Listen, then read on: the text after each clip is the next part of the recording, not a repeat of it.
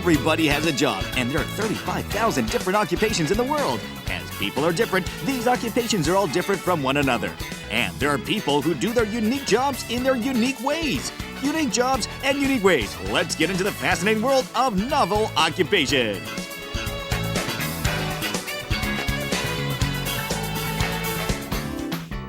This is the city of Taipei in Taiwan. We met this motorcycle guy on a Taipei highway. He was speeding down the road like a hero in a movie. Who is he? With a wacky hairstyle and wild outfit, he looks like a member of a motorcycle gang. We followed him into a place which looked like a craftwork display room. And who are these people sitting here? Excuse me, but may I ask why you're here? I'm here for a haircut. This is a hair salon. Yes, the man is a hairdresser. At first, he looks like any other in his profession, but in fact, he's the most famous hairdresser in Taiwan. How I became famous is a secret. Should I tell you or not? I do my hair cutting in only 3 minutes. Name, Karian. Age, 45. Nickname, 3-minute hairdresser. Model, your hairstyle is in my hands. Do a haircut in 3 minutes? Obviously, he's very fast with the scissors, but it's true that his hair cutting looks a bit careless. Hey, mister, are you happy with his job? I was worried a bit, but I like my new hair. In his hair salon, he doesn't provide a shampoo service. Instead, he just removes hair pieces with an airbrush. With this, you don't need to shampoo. Taiwan is short of water, and I can save water and time by using an airbrush instead. He doesn't need a wash basin in his hair salon. Pesky bits and pieces of hair are just blown away clean by the airbrush. Everything is simple and fast here. Why do you insist in doing things so fast? Money, of course. I'm just kidding. I just wanted to do a haircut for as many people as possible, and doing it fast became my habit. Okay, let's watch if he can really do a haircut in only 3 minutes. Will he succeed? It looks like he's already done after a few quick scissor moves. And now he finishes up his work with an airbrush. It exactly took 2 minutes, 51 seconds. It feels like there's some sort of automated haircutting system in this place. By the way, do you like your new haircut? It's all right. Hey, but you don't really look like you mean that. It's okay. You can be frank with us. He doesn't answer. But it's obvious that the customer is not too happy with his new hair. His new hair is too short for the customer's taste. Hey, Mr. Speedmaster, what's going on here? I knew what I was doing. The guy has a long, plump face, so a short hairstyle looks good on him. I'm the one who decides which hairstyle would be good for each customer. Karian the Scissor Hand is a celebrity in Taiwan. Of course, his unique fashion sense played a part. Motorcycle fashion is his trademark. And the man has more talents than just haircutting. These are all his works as well. Because of these works, his hair salon has an air of an art gallery. Indeed, the man has real talent, and he created all these without any education or training in the art. Yes, it can be said that the man is a genius. Mr. Karian's look is far from being ordinary, and wild tattoos on his arm make him look like a real tough guy. But on the other hand, what's wrong with his hair? I'm a tough guy, so I have tattoos and a shaved head. But it made some customers uncomfortable. Look at me. Chewing gum like this? I look like a gangster, don't I? So for my hair, I went for a cute style. Getting about 100 customers a day, his hair salon is always filled with people waiting to receive his service. Sometimes he gets lady customers, but he provides his service on basically the same line. On the appearance, at least, he's as carefree with female customers as he is with male ones. Hey, mister, which hairstyle do you have in mind for this lady? This lady has an angular face, so a layered hairstyle is good for her. As usual, he finishes his job with the airbrush. Excuse me, lady, do you like your new hair? Yes, I think he's done a wonderful job. Because other services like giving a perm takes a long time, haircutting is the only service he provides in his hair salon. Most customers go along with Mr. Kirian's choice for their new hairstyle, but there are some who are brave enough to complain. Something's wrong here. The length doesn't match. But our guy doesn't care what his customers say. Making customers come back is the last thing he worries about. He sure believes in what he's doing. Some people complain because they don't have fashion sense, but in the end, they like their new hair. Meanwhile, a quick haircut doesn't mean that Mr. Kirian charges less. In fact, he charges a bit more than other hair salons. Yet customers keep coming back because they enjoy getting their haircut from this famous guy. Customers enjoy my service, and it makes them happy. I'm proud of what I can do for those people. Indonesia is a country with the largest number of volcanoes. If it erupts all at once, the Indonesian volcanoes can produce energy equaling to that of 100 hydrogen bombs. In this country, there are 70 active volcanoes. But we were told that there are people who live in volcano ranges and make their living on volcanoes. Let's go meet these people. Kawaizen means Lone Mountain in the native language. Despite its enormous destructive potential, the volcano mountain offers beautiful scenery. On a hillside of the mountain, there's a shack. Who are the people brave and crazy enough to live here? It's a shabby place, but the shack provides a resting place for these people. They have supplies of water and a sleeping room which everyone shares. Anyway, what are these men doing on the volcano mountain? We go up to the volcano crater and work there every day. They set out for work early in the morning and follow a mountain trail to the top with baskets on their back. In the Middle Ages, the volcano crater was called the Gate to Hell, and these men are heading towards one, seemingly without any fear. Do they go up there to fill their baskets with something? Hey, I see the crater. We're almost there. Let's hurry. After a few hours of ascent, they arrive at the mountaintop crater. The volcano erupted in 1953 and is still active as can be seen, with giant columns of smoke rising here and there. The volcano looks like it can go off at any minute. In this place, you don't light up a cigarette. Doing so can make the whole thing blow up. The crater is filled with toxic gas. It would be almost impossible for ordinary people to even breathe here, but the men begin their descent to the crater's bottom through 300-degree hot gas. This is their workplace.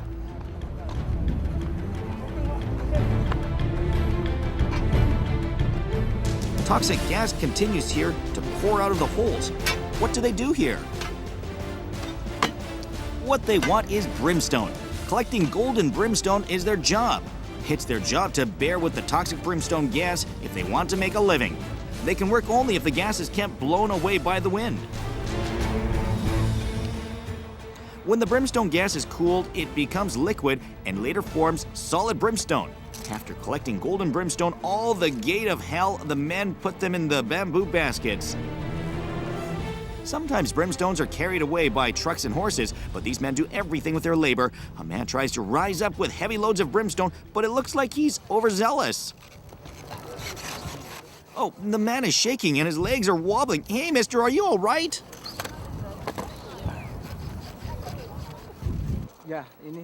I'm only measuring the weight. I've collected about 70 kilograms of brimstone today. By many years of experience of carrying brimstone baskets on their shoulder, these men have become walking weight scales. They're very accurate about the weight they carry. Their heart and shoulder skin tells it all. This work is very bad for your body. It ruins your teeth like this. And in the long run, it'll damage your lungs. Carrying heavy loads of brimstone down the mountain is much harder than collecting brimstone at the crater. In all, they have to cover an 80-kilometer distance while carrying the loads. The trail seems endless, but the men came to know about how to walk in rhythm to make the task bearable.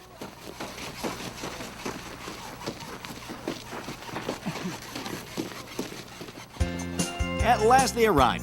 First, each one's load is weighed and then paid according to the amount they brought down. They receive about $1.50 for each round trip. It's a small sum, but still a lot more than the average pay of 45 cents in this country.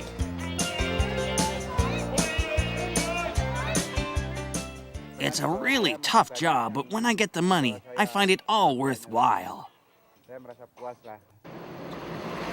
Then what happens to the brimstones they have moved? This is Banawang Sugar Plant. It was established during the Dutch colonial rule. By the way, what's brimstone got to do with making sugar? How are the brimstones used to manufacture sugar? Brimstone plays a very important role in refining sugarcane into sugar. Here's how brimstones are used in the process. When washed, sugar canes are heated. They become dark brown liquid. Brimstones make this liquid pure by removing impurities and prevent sugar crystals from sticking to each other. Through the use of brimstone, raw sugar is produced. We import the raw sugar and turn them into the sugar that we know by a refining and bleaching process. Huge amounts of the raw sugar is produced in this plant and exported to many countries.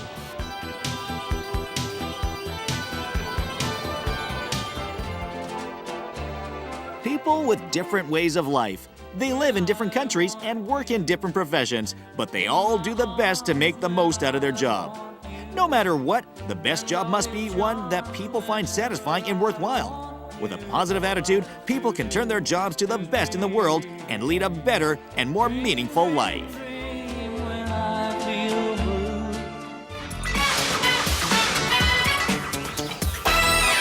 If you want to get in touch with ordinary people of any country, a marketplace is a place to visit.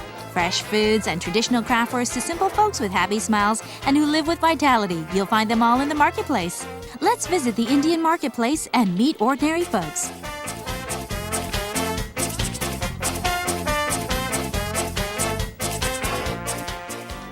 This is Mumbai in India. Mumbai is a capital of the Maharashtra province and is famous for its beach on the Arabian Sea coast. During British colonial rule, the East India Company was headquartered in Mumbai and the city became the largest port city in India. The city is also famous for tourism and high cost of living. Citizens of Mumbai take pride in their city as the economic center of India. Crawford Market is the largest and oldest marketplace in Mumbai. First thing you see as soon as you step into the marketplace is a mango shop which looks like a mini-sized mango orchard. The mangoes indeed look very tempting. This is a mango shop. We sell nothing but mangoes here. Our mangoes come from Alport. The smell of mangoes fill the old man's shop. He's the man once heralded by newspapers as the Mango King. I'm the Mango King! Mangoes are in season and he must be very happy about his prospering business. Have you made a lot of money? Look at my gold teeth. I got them by selling only mangoes. Haggling is an integral part of shopping in traditional marketplaces. Comparing prices with keen attention, a lady shopper is busy haggling with a merchant. This marketplace is known for fresh and quality goods, but it is also known as a place where you must haggle a lot to keep yourself from getting ripped off. Crawford Market is a famous spot in the city of Mumbai. This place sells almost everything people need. It's especially famous for fresh produce and agricultural products. Luscious vegetables, dried red peppers, fat Indian cucumbers. There's another. Bhindi is one of the most popular vegetables in India. How do Indian people use them in their dishes? We Indians eat a lot of these bhindis. We stir-fry them with onions, red peppers, and tomatoes for a variety of tastes. They're really good. Looking like a middle-aged castle, the Crawford Marketplace is booming with people inside and out. The marketplace was established by British colonialists as a center of commerce. It could be viewed as a symbol of the unfortunate past in Indian history, but people seem less concerned with such matters. People can't haggle in big department stores, but they can in this marketplace. How strange. This vendor has a fixed price at 150 rupees. You always sell your merchandise at a fixed price? Of course not. We give people discounts. Oh? With that price sign there, I can get lucky sometimes and receive the full price. The number one scenic spot in Mumbai is the Marine Drive Street. From the British colonial days, this street has been the center of international trade, and the Crawford Marketplace adjacent to the street benefited enormously. I don't know exactly when this marketplace was established, but my father ran a shop here for 40 years. I'm going to do the same. Of course, snacks are something we can't omit when talking about marketplace. In this place, fried snacks are popular. This is fried onion. How do you like it? It's a bit too spicy. Next, we visited a fruit juice cafe. The drink is very popular. Tired of walking around, haggling, and shopping? Shoppers can take a break here with a cup of cold drink called Royal Paluda. It's a drink made with seeds of indigenous Indian fruit called lihi. The pretty-looking drink is served with ice and white noodles. Also, sweet milk and a scoop of ice cream are added. This is how Royal Paluda gets prepared. You can say the drink is a specialty of India. The cafe has a reason to be popular. It was opened in 1905 and has 100 years of history. I'm 70 years old now, and I've been making drinks in this cafe for 50 years. Most of our customers are Crawford Market shoppers, but others just come for our drinks. Sometimes some people come here 3 times a day. Let's make a toast. But drinks are not the only menus in this fine cafe. In hot India, fruits are like an oasis for thirsty people. A dish full of mango, pineapple, and watermelon. Nothing beats natural fruits when it's hot. Fruits are good for blowing off heat and are a good source of vitamins. They're great for your body, especially in the hot summer. Look at the man's fast hands. The fruit basket is called Warakuya. This is a place where they make customers fruit baskets for their special occasion. When do people buy it? We make and decorate the basket and send it to the bride before her wedding. You make them for weddings only? No, but for other special occasions as well. How much is it? 1,000 rupees per basket. The man is eating orange out of his own stock. Eating what he's selling from time to time is part of the fun in running his business. Isn't it sour? Nope, it's very sweet, delicious. Meanwhile, streets are busy with men carrying a big basket over their head, but they don't look like they're selling baskets. What's this all about? These men are professional porters called coolie. You can see them only in the Crawford Marketplace. When shoppers can't carry all the things they purchase in the marketplace, they call coolies. You can call them a human cart. We follow around our customers carrying things they bought already. Our job is over when we bring the things to their car. There's no fixed rate, so we just take what our customers give us. It's night, but they're still busy doing their job for their customers. They work hard without getting tired. Sometimes their already heavy load can be doubled. I do this every day, so it's not that tough. When customer shopping is over, the coolie carries the load to his customer's vehicle and helps him put it in the trunk. Since there's no fixed rate for a coolie service, they basically accept whatever customers hand out to them. But no matter how small the pay, this is a coolie's happy moment. Well, I usually start working at 10 a.m. and get about 7 customers each day. Each of them pays me an average of 25 rupees. It's truly a tiny sum, but it can grow big after time. The coolie heads off to a direction to look for another customer. It's well into the night, yet the marketplace is still busy with shoppers, vendors, and porters.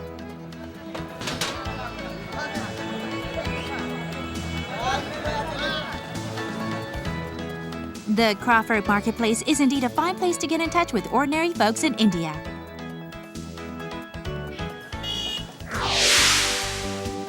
Looking quite different from the Crawford Market, this is the Dilli Hot Market in New Delhi, India. We followed a kid with a traditional Indian toy to a place with a turntable playing Indian folk music and puppets and folk dress dancing.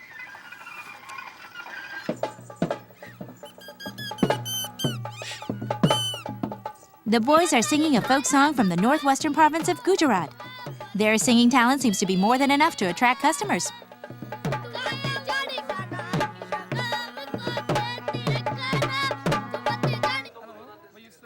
Hi, what's your name? My name is Park. Sounds like a nice name. Pretty puppet, huh? If you flip it upside down, it turns into this. I made these puppets with a mango tree. With a bit of shaking by the hands, the puppet comes to life in exotic dancing. If you want something cheap, how about this one? This one is also a mango tree puppet, and you can wash it with hands too. Shops in Dili Hut are bustling with shoppers and foreign tourists. Among the popular shops, this one selling Indian dresses with traditional patterns is interesting. From children's clothes to adults, this shop has shirts and dresses which look good even on Westerners. The lady kindly showed us the traditional Indian clothes she bought, including that cute red skirt. You come here often? You can say that. I come here once in about every 6 weeks. Shops selling shoes are also popular. Let me have this, and that one too. Oh, she's a zealous lady. Does she have a mind to buy up everything in the shop? What is she going to do with all those shoes she bought here? She bought more than 10 pairs already. I'm going to give them as gifts to my friends in other countries. One in France loves traditional Indian shoes. They're pretty and comfortable. Indian shoes are made with wood and leather, and people can feel the traditional culture of Indian people from them. Traditional patterns add greatly to the look of these shoes. This is a traditional Indian slipper. It's made with camel skin and is really comfortable. It's handmade. Shoes here are all made by hand. Look at this. Totally handmade. According to items, guide signs provide directions for shoppers to each section of the marketplace. Shoppers leisurely take time to enjoy their afternoon in the marketplace, as if they were tourists in a museum. This is a famous ceramic shop in Dili Hut. This is a traditional ceramic from Rupee region. Many of them are exported. This one is more expensive because it was made with higher quality material. Although known for faux culture items, Dili Hut has many other products as well. This is a dish with modern design and utility. It has small sauce cups attached to it. Around the corner from the ceramic shop is a traditional furniture shop. They may look old, but they definitely do not look cheap. The marketplace musicians play traditional Indian tunes for free, and they add much to the folk atmosphere of the Dili Hut. Dili Hut is a very good place to visit if you want to feel the traditional Indian culture. Dili Hut not only sells products but also culture. Every product and item in Dili Hut expresses the folk culture of Indian people in a variety of ways. Crawford Market in Mumbai is a place filled with vitality of ordinary Indians. Don't forget to visit these places if you happen to go to India.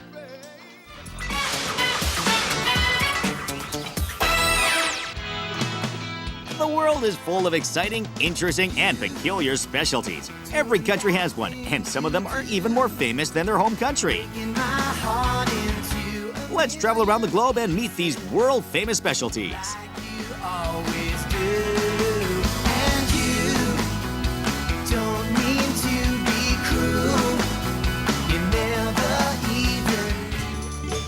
Dubbed as the lungs of the world, the vast Amazon rainforest produces 30% of all oxygen on this planet. The Amazon forest is the most untouched part on Earth and is home to 240,000 species of living creature. In this earthly paradise of animals, there are some very mysterious and peculiar ones. It's the most marvelous fish of them all. It's a lucky animal. It's a very intelligent animal. We visited the Museum of Ecology in Manaus to see for ourselves that special fish local folks raved about, but there were none that matched the description. Where's that intelligent, lucky, and marvelous fish? Folks told us it was here. What's the most famous fish in Brazil?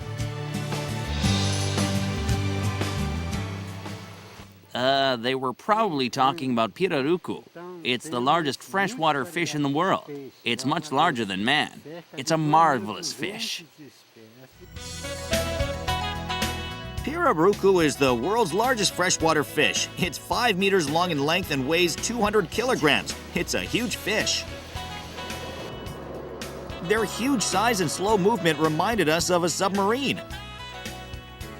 Looking like that of a whale, the back of a pirarucu emitted strange light. By the way, is a pirarucu the fish people talked about? Is pirarucu the most famous specialty of the Amazon? Well, pirarucu is very well known, but I guess they were talking about the pink dolphin, not the pirarucu. Pink dolphin? Holy! It's really and clearly in pink color. This is the pink dolphin.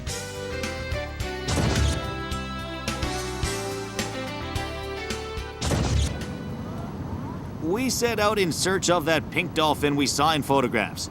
The pink dolphin is considered one of the world's 5 rarest animals. Firstly, we met people who have some connections to the animal. Pink dolphins are like our family. But we saw only 2 girls studying on the table and couldn't find anything that looked like a dolphin in the house. Hey lady, we're dying to see a pink dolphin. Where is it? One of the girls suddenly rose up and picked up some fish. What are you going to do with them? This is our pink dolphin's meal. The fish look fresh enough for people to eat. These fish are for the pink dolphin's main dish. Cutting the fish to smaller chunks is all it takes to prepare a pink dolphin's meal. Now all we can do is wait for pink dolphin to show up. Only we can make pink dolphins come. The dolphins come only when my daughters are in the water. Now our girls Cly's in the water. We wait in great anticipation for the dolphins to show up. Ta-da! At last, a pink dolphin shows up on the surface. The creature shyly circles around Cly's and provides it with 3 meals a day. Its color is clearly pink. It's a fascinating sight.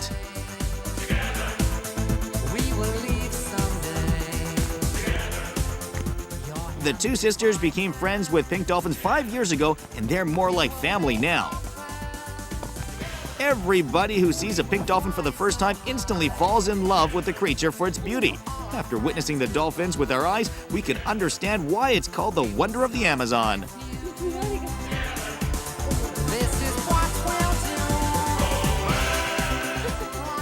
One day we threw some fish in the water, and then pink dolphins showed up. We became friends since then. Pink dolphins live in the deep waters of the Amazon River. Their ancestors lived in the sea, but some of them were trapped by the land as Earth's crust moved to close their exit to the Atlantic Ocean. And over the years, as waters from the Andes mountain range came down, the dolphins adapted themselves to living in fresh waters. When they're born, they're gray, but the color turns to pink as they grow. It's really a marvelous animal. You're lucky to see one today. Okay, let's fly to Jamaica and see what the country has in store for us. One thing we noticed as soon as we landed in the country was people's reggae hairstyles. Popular hair salons in this country are the ones that are good at making reggae perms. One of their most important skills is the art of making dreadlocks. You can't become a hairdresser here if you don't know how to make dreadlocks. You can't talk about reggae music without mentioning him. He popularized reggae all over the world. He's the man who changed the world's music. The name of the man who's called the father of reggae is Bob Marley. Although Jamaica is a tropical country, Bob Marley's trademark wool cap became a fashion icon here. Bob Marley's music gave strength and comfort to blacks living under the white oppression. After he introduced reggae in 1973, Britain, the world's pop music scene, went through a radical change. Never has a third world music had so much impact on the world as has Bob Marley's reggae. Bob Marley died of cancer at an early age after making only 10 albums. He's remembered as the living testimony to the history of reggae music. Of course, Bob Marley played the most important role in popularizing reggae over the world, but he didn't invent the music. Reggae was originated by a religious cult called Rastafari. Rastafarianism embodied desperate hopes of African slaves in Jamaica to return to their homeland and break free from white men's oppression. Reggae originates from this religious cult, and it spread rapidly among the black population. They sung and played reggae as they dreamed of black men's world. The reggae music symbolized their liberation. Reggae is a great product of a painful past. Green, yellow, and red are the symbolic colors of reggae culture and represent shining hope in adversity.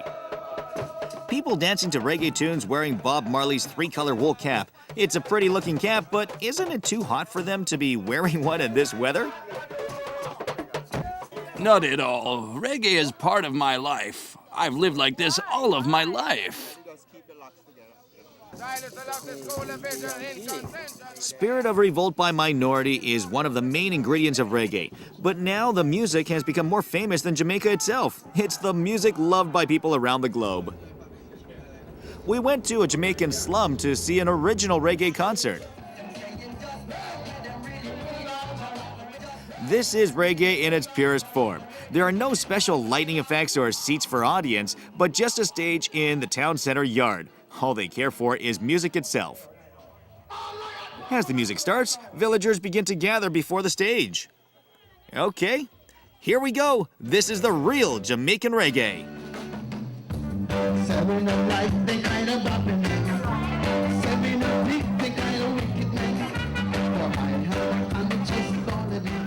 People begin to dance to the merry tunes of live reggae music. Come everyone, let's dance. For them, reggae is a precious gift and a blessing. Reggae? It's my life. Reggae is the best. It's Jamaicans' favorite. Jamaica has been in love with reggae for a long time, and it's clearly the country's most famous specialty. What kind of specialty do they have in freezing Russia? This is the most popular section of a big discount store. People wait in long lines and money flows out of their wallet like water. What are they buying here? I just bought a bottle of vodka. It's good for your body, and you can't live without this in freezing Russia. Russia is the land of vodka. Vodka stores are everywhere in this country, and there are a large varieties of vodka, all different in quality and price. Russians are famous for their affection for vodka. It wouldn't be too much to say every Russian is a vodka expert. People always inspect vodka labels carefully before buying one.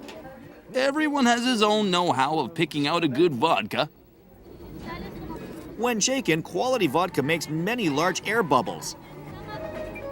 I always buy Crystal brand vodka. Crystal makes the best vodka as far as I know. Renowned for making the finest Russian vodka, the Crystal Vodka Factory of 100 years of history produces 10,000 liters of vodka every day. Crystal Vodka is regarded as the best vodka distiller in the country and is famous for their healthy alcohol content. We make 10 different brands of high-grade vodka. They're made with only the best alcohol. We subject alcohol to very strict tests. One of the alcohol tests is carried out with a test tube. The tube is dipped in alcohol first, then its temperature is measured. If the temperature is above 21 degrees Celsius, you can say it's the highest grade alcohol. The Crystal vodkas are known for being subjected to systematic quality controls. In terms of sales figures, Crystal is the #1 vodka brand in Russia. At night, temperatures can easily fall below -40 degrees Celsius, and despite the brutal cold, we visited an apartment in Moscow. When we stepped in, they were in the middle of eating dinner, and the place was full of great smell. Of course, a Russian dinner is never complete without a vodka shot, but sir, don't you think it's a bit too strong to go with dinner? Vodka usually brings out my appetite. It's the most basic part of any menu. On the table were a variety of delicious-looking dishes. Dinner continued into the evening, with family members chatting about things that happened in the day.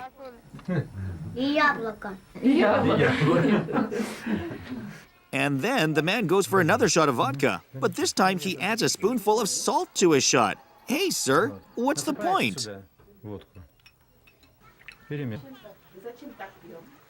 It's our traditional remedy. Salted vodka is really great for digestion. It's good for the cold, flu, and any health problems. Oh, it must taste like seawater, but who can say no to things that are good for the body? Ugh, salty, salty. It's always -40 degrees in Russian winter, so we try to drink equally strong vodka, which is 40% alcohol. That's how you can maintain your body temperature in winter. For Russian people, vodka is the #1 liquor of the whole world. Hey, how about a shot of vodka tonight? We traveled to see and learn about fascinating specialties around the globe that became more famous in the countries of their origin. If there's a common thread to these specialties from different countries, it would be that they all became what they're today by love and care shown to them by people of the countries where they originated. This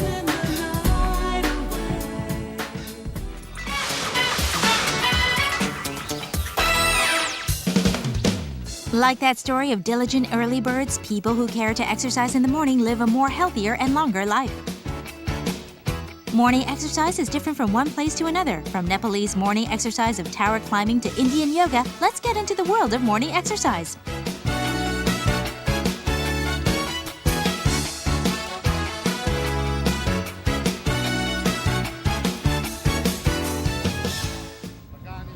It's still early morning in the city of Kathmandu, Nepal. In the city, there's a temple with a long history and nice scenery. It's Swayambhunath Temple, and the place has a bell that is as old as the history of Nepal. Its early morning bell sound is made by visiting people.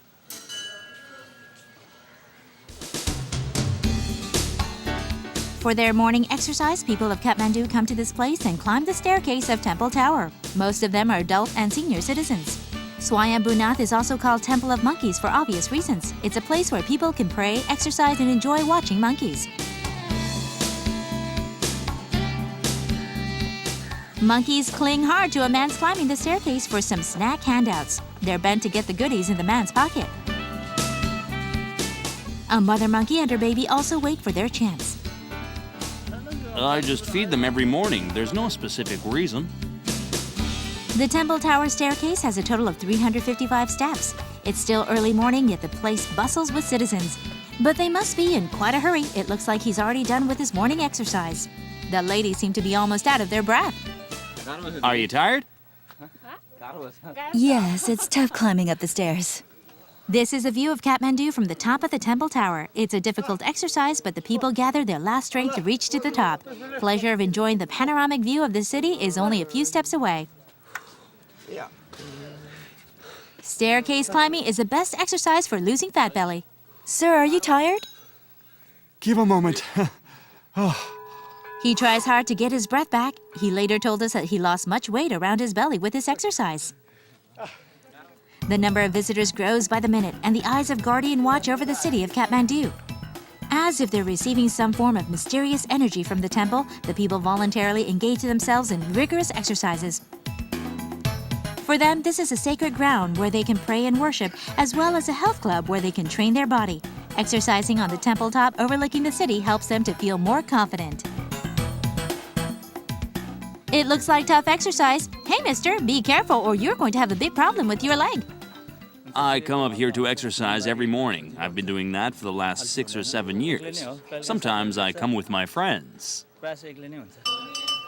Swayambhunath Temple, built 2,000 years ago, is the oldest temple in Kathmandu. The temple is a holy site for Nepalese Buddhist lamas. This temple is said to be intimately connected to the founding of the city.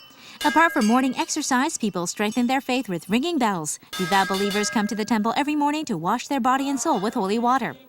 At the starting hour of the day, believers come to the temple to ready themselves by dedicating an hour of solemn prayers and bowing to their God. Maybe their coming was more for the sake of getting blessed by precious holy water. For them, receiving holy water is much more important than mere exercise. What kind of water is that? It's water we dedicate to our God.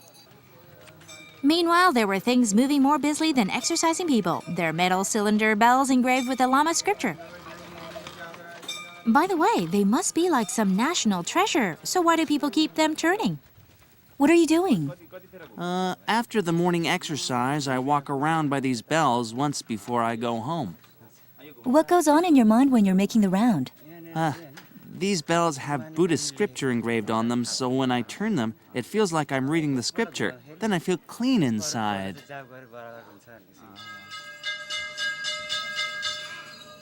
On the temple top, there are many people who do the same for the same reason.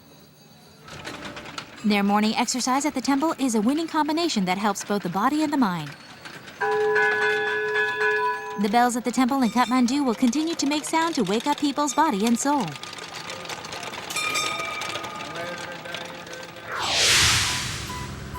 This is Delhi, the capital of India. Unlike its very busy daytime, Delhi in the early morning is calm and peaceful.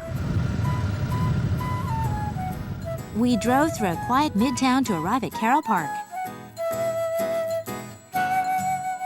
In the park were middle-aged ladies doing yoga exercise. And a bunch of men were watching. In many of Indian public parks, there are gurus instructing ordinary folks in the way of yoga. And it draws a lot of people despite its early time in the morning. On the other side of the fence, a yoga session is in full swing. Take a slow breath and open your arms wide. Lying down on the mat, the middle-aged Indian ladies follow the teacher's instruction. Lying on their stomach, the ladies do their best to emulate the motion of a swimming frog. Using arms and legs, they take various yoga poses as instructed by their teacher. After all, yoga is not a static exercise like someone said. The poses are stretching enough to disconnect joints.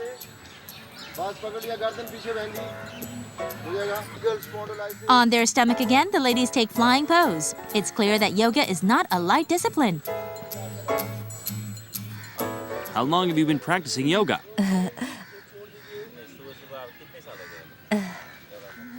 It's been 3 months. Why do you do it? I want to have a slim body. Following the teacher's instruction, the ladies make circles in the air with their legs. It's said that yoga is not a weight loss exercise, but the ladies seem to think differently and have only one thing in mind. Although they're making movements while lying on their back, yoga exercise consumes a lot of energy. Their favorite moment comes when they're allowed to take a break. It's uncomfortable to practice yoga in this dress. I guess I'll have to come back in a different dress. You like practicing yoga? I had some shoulder pain, but it feels a bit better now. After a rather difficult stretching session, the ladies are instructed in breathing. By blocking their nose in various ways, the ladies learn to breathe in the correct yoga manner. The lady lets out a deep breath and finds herself much more relaxed and comfortable. It looks like it'll take more than a few yoga lessons before they can achieve their dream body line. But with some hard work, they'll get there.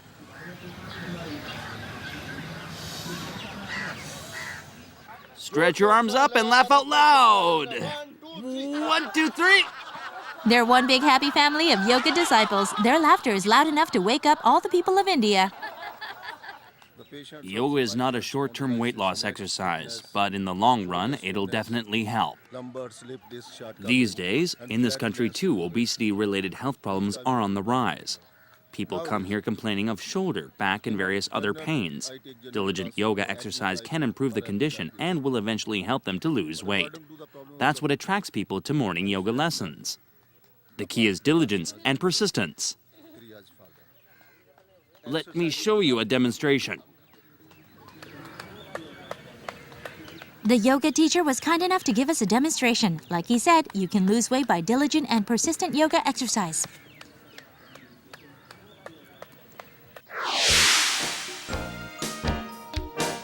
It's early morning at Sri Arirang School in the city of Patan in Nepal.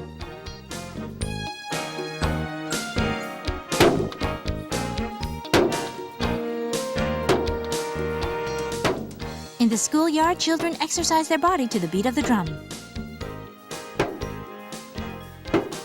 Meanwhile, in the classroom, children are in a yoga meditation session. Led by their teacher, children are in a deep and calm world of their innermost being.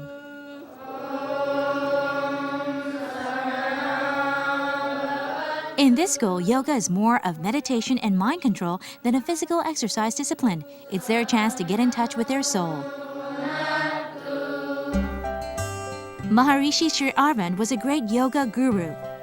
Sri Arvind studied indoor yoga in India all of his life, and this school was established to spread his teachings. In the backyard of the school, you can find his grave. Yoga cleans up body and mind. With yoga, you can discover yourself. I learned that from my teacher, Sri Arvind. And I want to teach the same thing to my school children. I want them to know and find themselves. As the principal wished, the children are engaged in calm yoga exercise in search of their inner self.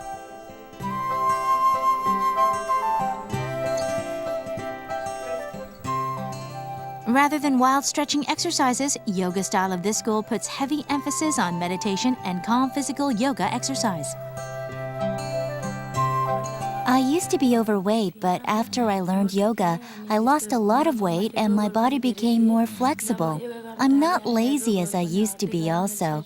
I like morning yoga exercise. If I don't get the chance in the morning, I do it on my own in the evening at home. Starting a day with calm and peaceful yoga exercise helped me to become more composed and focused. It's a refreshing experience. Heat made by rubbing hands refresh their eyes, and reciting a simple passage in the scripture brings peace and comfort to their mind. More than anything else, children in this school learn to control themselves with yoga. For them, 45 minutes of morning yoga, meditation, and exercise is very precious.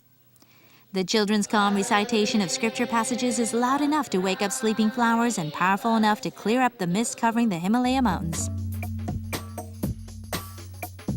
Yoga-trained, meditating school children of the Patan city in Nepal and the middle-aged Indian ladies in public park practicing yoga and staircase climbing people of Kathmandu.